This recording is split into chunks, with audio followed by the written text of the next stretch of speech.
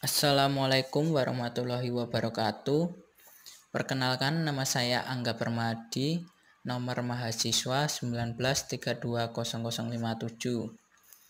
Terima kasih kepada Bapak Muhammad Samsiro yang telah memberikan waktu dan kesempatannya untuk saya. Di sini saya akan mempresentasikan mata kuliah Teknologi Perpipaan tentang sistem perpipaan pada perusahaan air minum daerah atau yang sering kita dengar PDAM. Oke, yang pertama kita mengenal tentang air. Air merupakan kebutuhan pokok bagi makhluk hidup termasuk manusia. Keberadaan air baik kualitas maupun kuantitas akan berpengaruh pada kehidupan manusia. Sistem penyediaan air minum kota mencakup sistem jaringan perpipaan dan bukan jaringan perpipaan. Air minum yang sehat adalah air yang baik fisik, kimia, maupun bakteriologi. Air harus memenuhi kebutuhan manusia baik secara kuantitas maupun kontinuitas. Kehadiran PDAM dimungkinkan melalui Undang-Undang Nomor 5 Tahun 1962 sebagai kesatuan usaha milik pemerintah daerah atau Pemda yang memberikan jasa pelayanan dan penyelenggaraan kemanfaatan umum di bidang air minum. PDAM dibutuhkan masyarakat perkotaan untuk mencukupi kebutuhan air bersih yang layak dikonsumsi. Salah satu cara untuk memperoleh air bersih adalah dengan memanfaatkan pelayanan perusahaan daerah air minum atau PDAM.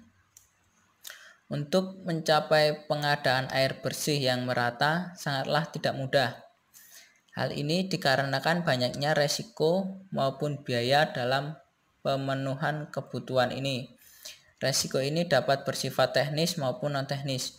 Misalnya, masalah teknis, banyaknya daerah yang tidak memungkinkan dipasang saluran pipa air bersih, dan kemudian juga masalah non-teknis yaitu kemampuan sumber daya manusia atau SDM yang kurang mengerti tentang pipa air bersih. Dan selanjutnya adalah perusahaan daerah air minum atau PDAM. Perusahaan daerah air minum atau PDAM merupakan perusahaan milik daerah yang bergerak di bidang pengelolaan dan pendistribusian air bersih ke semua pelosok daerah Indonesia. Beberapa fasilitas yang dimiliki PDAM dalam pemrosesan air bersih antara lain intake, menara air, carifer, posator, rapid dan slow mixing, filter, dan reservoir. Semua peralatan-peralatan tadi dapat dioperasikan melalui sistem komputer yang ada. Selain berbagai macam peralatan tadi, PDAM juga menggunakan bahan kimia seperti kaporit dan tawas. Dalam proses pengelolaan air bersih, air yang diproduksi dipantau kualitasnya oleh laboratorium, sehingga air yang dihasilkan selalu memenuhi standar kesehatan air bersih. Dan berikut ini penjelasan tentang fasilitas yang dimiliki oleh PDAM. Yang pertama adalah intake.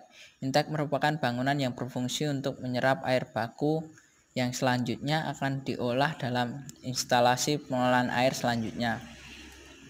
Biasanya menggunakan pompa dengan kapasitas tertentu dan bekerja dengan mekanisme pengaturan jam kerja operasional.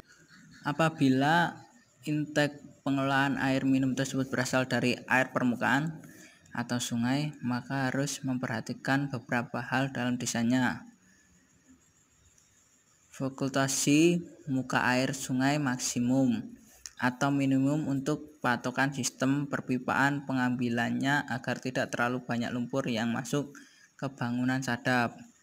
Sistem pengurasan lumpur yang masuk ke bangunan sadap.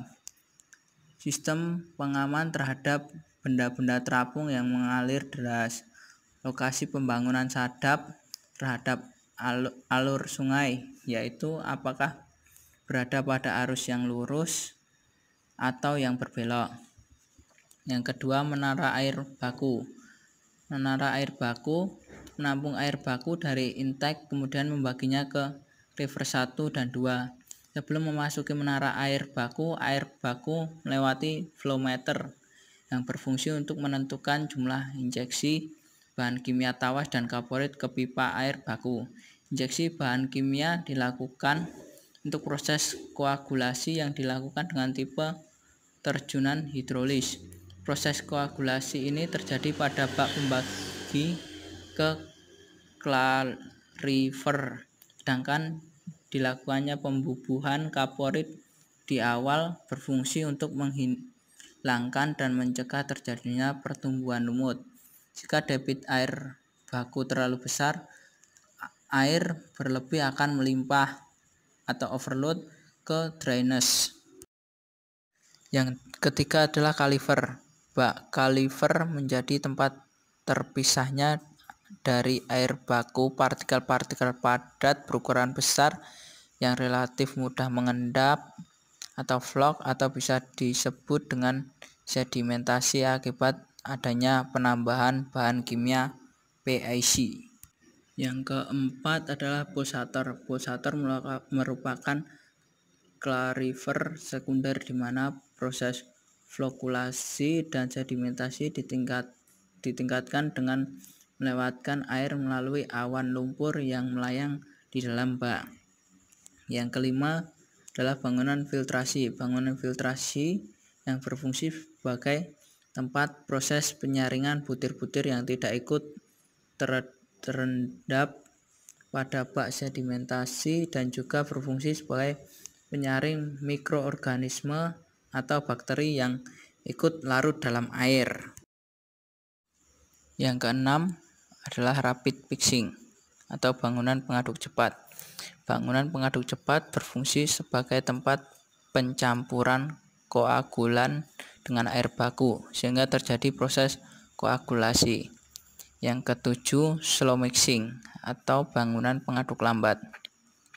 Proses pengadukan lambat atau slow mixing terjadi pada pulsator. Di sini vlog-vlog yang lebih besar akan terbentuk dan stabil, sehingga akan lebih mudah untuk diendapkan dan disaring.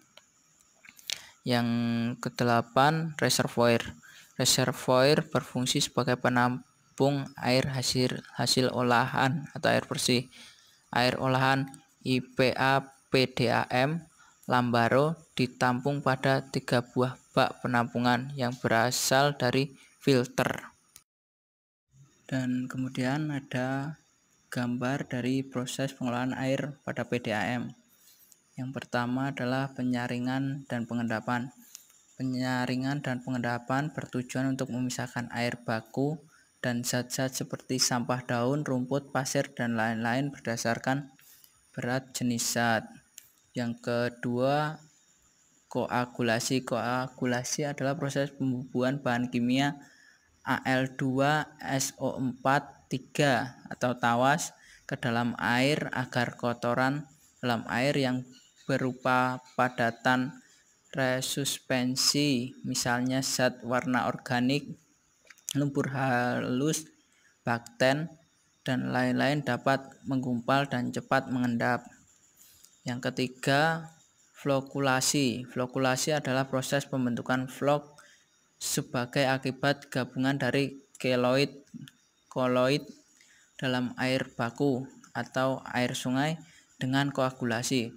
Bentuk flok akan terjadi dengan baik jika ditambahkan koagulan ke dalam air baku atau air sungai, kemudian dilakukan pengadukan lambat. Yang keempat, sedimentasi.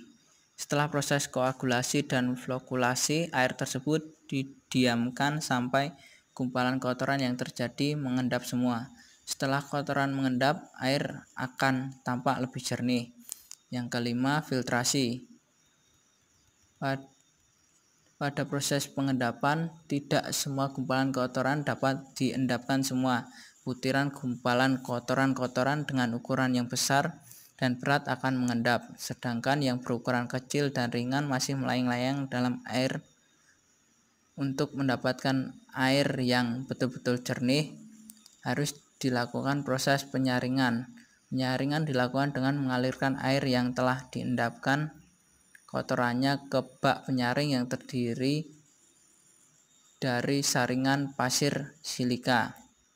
Yang keenam, desinfeksi. Penyaringan pemberian desinfektan atau gas klor pada air hasil penyaringan bertujuan agar dapat mereduksi konsentrasi bakteri secara umum dan menghilangkan bakteri patogen atau bakteri penyebab penyakit.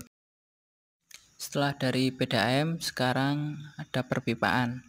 Jaringan perpipaan air bersih dapat diklarifikasi menjadi 3, yaitu pipa induk atau pipa utama atau primer, pipa cabang atau pipa sekunder, dan pipa pelayanan atau pipa tersier.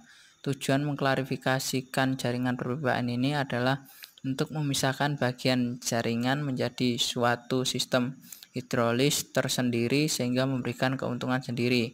Adapun keuntungannya adalah kemudahan dalam pengoperasian sesuai dengan debit yang mengalir, mempermudah perbaikan jika terjadi kerusakan, meratakan sistem tekanan dalam jaringan perpipaan sehingga setiap daerah pelayanan mendapatkan sistem tekanan relatif tidak jauh berbeda, memudahkan melakukan pengembangan jaringan perpipaan sehingga jika dilakukan perluasan dan pengembangan tidak perlu mengganti jaringan yang sudah ada. Adapun pengertian jaringan perpipaan tersebut adalah yang pertama, pipa induk utama atau primary feeder. Pipa induk utama merupakan pipa distributor yang mempunyai jangkauan terluas dan diameter besar.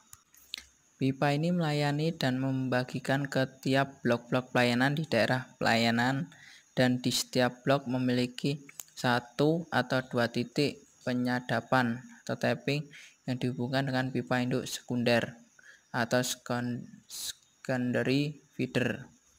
Secara fisik, pipa induk utama dibatasi dengan dimensi, dirancang untuk dapat mengalirkan air sampai dengan akhir perencanaan dengan debit jam puncak. Tidak melayani penyadapan langsung ke konsumen. Jenis pipa yang dipilih harus mempunyai ketahanan tinggi. Yang kedua, pipa induk sekunder atau secondary feeder. Pipa induk sekunder merupakan jenis hantaran yang kedua dari suatu sistem jaringan. Pipa ini meneruskan air dari pipa induk utama ke tiap-tiap blok pelayanan. Pipa ini selanjutnya mempunyai percabangan terhadap pipa servis. Secara fisik, pipa induk sekunder dibatasi sebagai berikut. Tidak melayani penyadapan langsung ke konsumen. Dimensi dihitung berdasarkan banyaknya sambungan yang melayani konsumen. Kelas pipa yang dipergunakan sama atau lebih rendah dari pipa induk utama. Yang ketiga adalah pipa pelayanan distribusi. Pipa pelayanan adalah pipa yang menyadap dari pipa induk sekunder dan langsung melayani konsumen. Diameter yang dipakai tergantung pada besarnya pelayanan terhadap konsumen.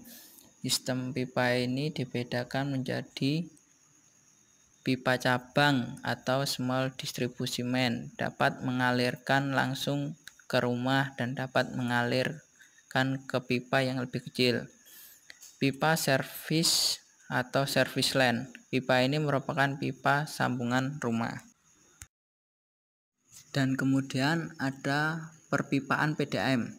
Jaringan sistem perpipaan distribusi air bersih umumnya dapat diklarifikasi menjadi 3, yaitu yang pertama sistem jaringan lingkar atau grid system atau loop. Yang kedua sistem jaringan cabang atau branch system. Yang ketiga sistem kombinasi dari kedua sistem tersebut. Bentuk sistem jaringan perpipaan tergantung pada pola jalan yang ada dari jalan rancangan, topografi, pola perkembangan daerah pelayanan, dan lokasi instalasi pengolahan. Gambar berikut dapat memberikan ilustrasi tentang bentuk dan sistem jaringan pipa distribusi tersebut. Sistem jaringan perpipaan melingkar. Sistem jaringan perpipaan melingkar terdiri dari pipa-pipa induk dan pipa cabang yang saling berhubungan satu sama lain dan membentuk loop atau melingkar, sehingga terjadi sirkulasi air ke seluruh jaringan distribusi. Sistem jaringan perpipaan melingkar digunakan untuk daerah dengan karakteristik sebagai berikut. Bentuk dan perluasannya menyebar ke seluruh arah. Pola jaringan jalannya terhubung satu dengan lainnya. Elevasi tanahnya relatif dasar. Ini juga ada gambar sistem jaringan melingkar atau grid system atau loop. Kemudian yang kedua adalah sistem jaringan bercabang. Sistem jaringan bercabang terdiri dari pipa induk utama atau main feeder disambungkan dengan pipa sekunder, lalu disambungkan lagi dengan pipa cabang lainnya, sampai akhirnya pada pipa yang menuju ke konsumen. Sistem jaringan perpipaan bercabang digunakan untuk daerah pelayanan dengan karakteristik sebagai berikut. Bentuk dan arah perluasan memanjang dan terpisah. Pola jalur jalannya tidak berhubungan satu sama lainnya. Luas daerah pelayanan relatif kecil. Elevasi permukaan tanah mempunyai perbedaan tinggi dan menurun secara teratur. Dan ini ada contoh gambar sistem jaringan cabang atau branch system. Dan yang ketiga, sistem jaringan perpipaan kombinasi. Sistem jaringan perpipaan kombinasi merupakan gabungan dari sistem melingkar dan sistem bercabang. Sistem ini diterapkan untuk daerah pelayanan dengan karakteristik seperti kota yang sedang berkembang, bentuk perluasan kota yang tidak teratur. Demikian pula jaringan jalan tidak terhubung satu sama lain pada bagian tertentu. Terdapat daerah pelayanan yang terpencil dan elevasi tanah yang bervariasi. Dan ini juga ada contoh gambar dari sistem kombinasi dari kedua sistem tersebut. Dan demikian presentasi yang saya sampaikan. Kurang lebihnya mohon maaf. Sekian dan terima kasih. Wassalamualaikum warahmatullahi wabarakatuh.